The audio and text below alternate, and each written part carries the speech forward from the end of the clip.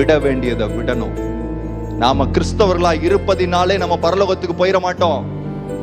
ஒரு நாளும் கிறிஸ்தவ குடும்பத்துல பிறந்ததுனால பரலோகத்துக்கு போயிட மாட்டோம். அவன் ஆத்மாவுக்கு யார் உத்தரவாதி?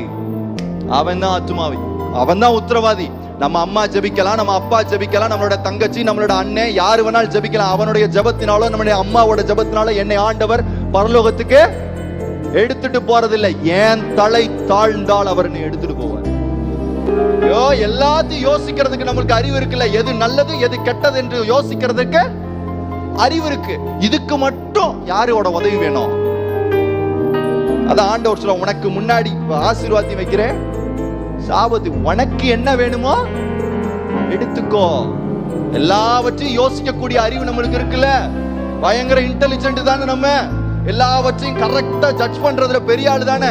இதை மட்டும் ஏன் கோட்டை விடுறோம்? ஏன்னா உனக்கு தாழ்த்துறதுக்கு விருப்பம் இல்ல. அல்லேலூயா.